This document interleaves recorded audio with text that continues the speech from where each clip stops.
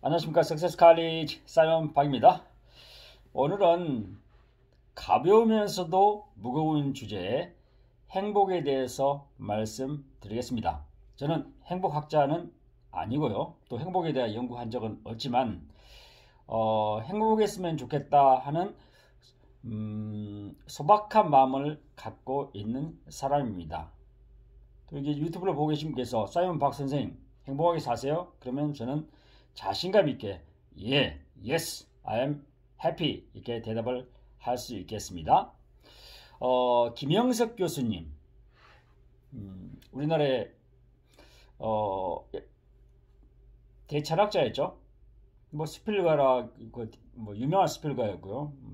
아주 많은 저술을 남기셨고 현재도 왕성한 활동을 하고 계시는데 더욱 놀라운 것은 이분이 1920년생이니까 지금 2021년이지 않나요? 102세입니다.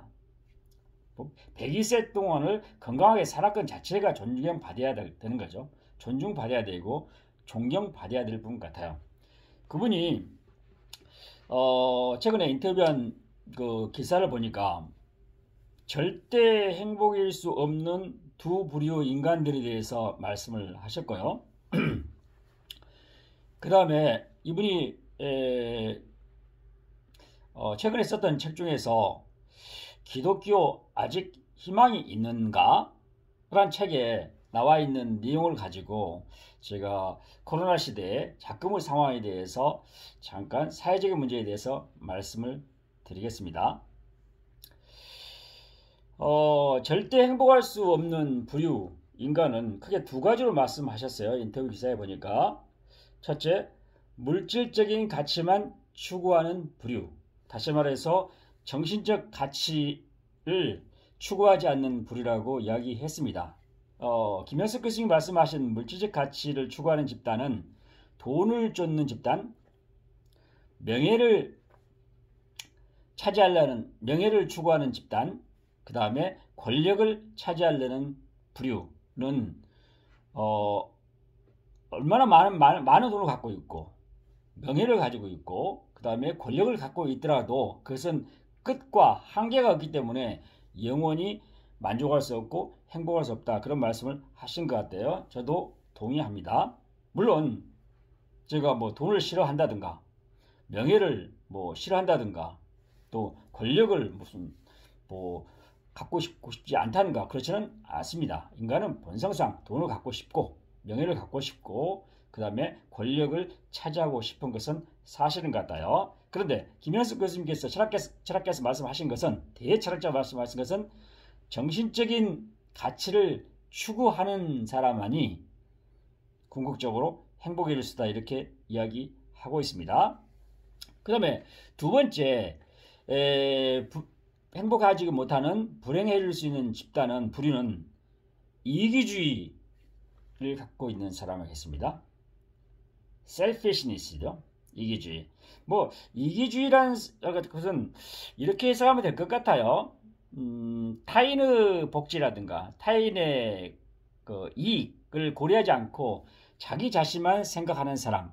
다시 말해서 타인을 이해하지 않고 타인을 배려하지 않고 또 관용하지도 않으며 베풀지 않으며 배타적인 생각, 자기 중심적인 사고와 자기 중심적인 판단, 그 다음에 자기 이가 이익이 되는 행동만 하는 사람을 이기주의자라고 하는 것 같아요.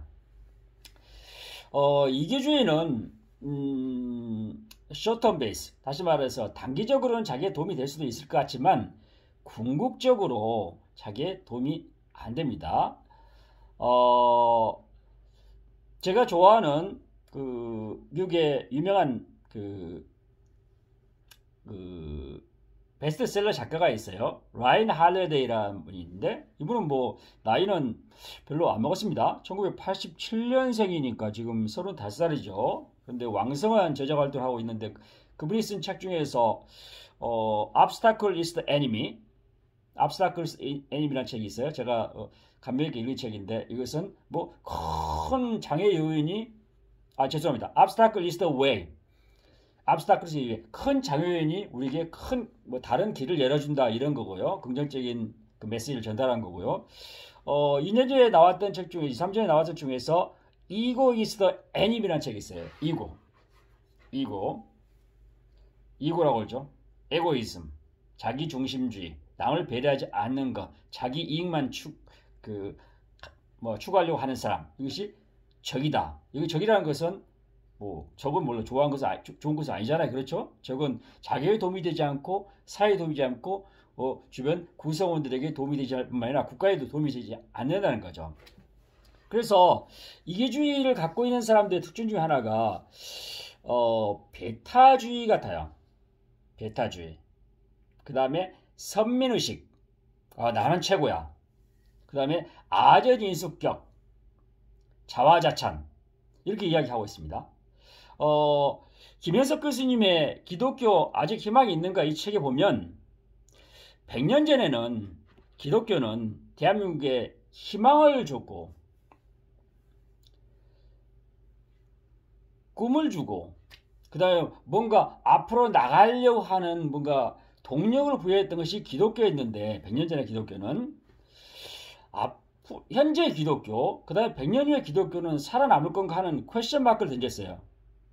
현재 한국의 기독교 이야기를 하면서 한국의 기독교는 100년 전의 기독교 정신을 지금 잃어버리고 있다, 이렇게 말씀을 하시고 있는 것 같습니다. 우리나라 기독교가 얼마나 큰 역할을 하고 있는지 다양한 방면에서 우리가 예를 찾아볼 수 있습니다.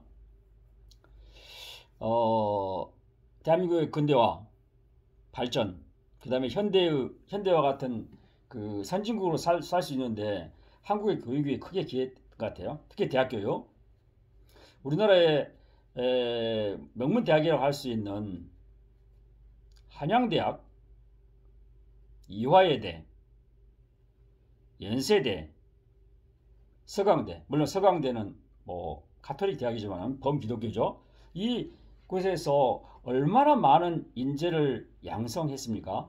이것만 봐도 기독교가 한국 사회에 했던 그 역할, 지난 100년 동안 했던 역할은 말로 형언할 수 없을 정도로 큰 공헌을 했던 것 같아요.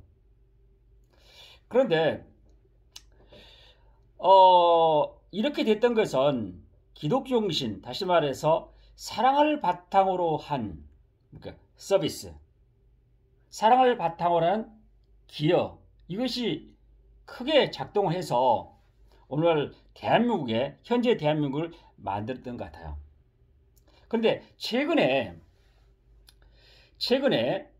코로나 상황 하에서 물론 언론 매체라든가 일반인들도 공감하고 있겠지만 기독교인들의 생각, 기독교인들의 행동, 기독교인들의 집단 의식이 기존에 대한민국의 많은 사람들이 가지고 있던 종교인에 대한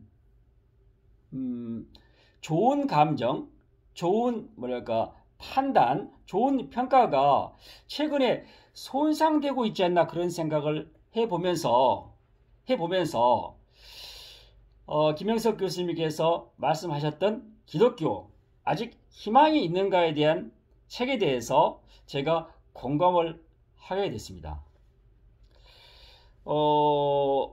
최근에 보면 국가에서 코로나가 확산되지 않기 위해서 사회적 거리두기라든가 대면 접촉을 하지 마라 하는데 상당히 많은 교회에서 그것을 의도적이지는 않겠지만 상당히 거부한다든가 저항해서 코로나를 국가에서 통제하는데 크게 어려움을 주고 있는 것 같아요. 이것은 상당한 이기심 같아요. 이기심. 그 다음에 선민의식과 같은, 우리는 안 걸려 하는 그런 것 같은 생각 같아요. 그래서 김현석 교수님께서 우려하셨던 행복해질 수 없는 집단의 생각을 갖고 있지 않나, 그런 생각을 해봅니다. 제가 조심스럽게 말씀드립니다. 제가 최근에 여러 사람들 만나봤는데 있죠. 의외로 기독교에 대한 뭐 생각이 바뀌어서 어떤 분은 심지어 나는 뭐 딸 아들이 기독교인하고 결혼하면 나는 결혼 안 시킬래 이런 분도 계시고요. 나는 기독교인 생각하면 뭐 그냥 말도 걸기 싫어 막 이런 사람도 계세요. 이것은 지금 100년 동안 기독교가 쌓아왔던 그렇게 힘들게 쌓아왔던 그런 좋은 이미지, 좋은 평판이 코로나 상황에서 사라지는 것이 참 안타깝습니다. 그것은 김현석 교수님께서 말씀하셨던 행복해질 수 없는 두 부류의 집단에 많은이 아니라 일부의 기독교인들이 속해 있지 않나 생각이 들어요. 예를 들면 정신적 가치보다도 물질적 가치를 충실하는 것. 예를 들면 돈, 권력, 명예에 휩싸인 기독교인들. 그 다음에 이타주의가 있는 이기주의에 함몰되어 있는 기독교인들에서 이르지 않나 생각을 해봅니다. 제가 막 기독교를 반대한다든가 그렇지는 않습니다. 그런데 이것이 참 안타까워서 이 부분이 계속 지속된다면 기독교에 손상을 줄 뿐만 아니라 우리나라 국가 사회 그러니까 분열에 뭔가 이게 악영향을 주는 집단이 될까봐 일정 부분 이렇게 아쉬움이 있어서 제가 이 자리에 섰습니다. 제가 오늘 대철학가이자 존경받는 김현석 교수님이 말씀하셨던 절대 행복할 수 없는 집단 두 부류, 물질적 가치만 찾는 집단, 그 다음에 이기주의 성향을 갖고 있는 집단 부류, 그 다음에 김 교수님이 쓰셨던 기독교 아직 희망이 있는가 그 책을 연결시켜서 여러분과 어떻게 하면 행복해질까에 대해서 말씀을 나눴습니다. 여러분, 제가 오늘 사회적 이슈를 이야기하다 보니까 조금 더듬거렸습니다. 아마도 제 감정이 좀 이입되지 않나 생각해 봅니다. 여러분, 열린 마음으로 이해해 주세요. 사연 받겠습니다. 감사합니다.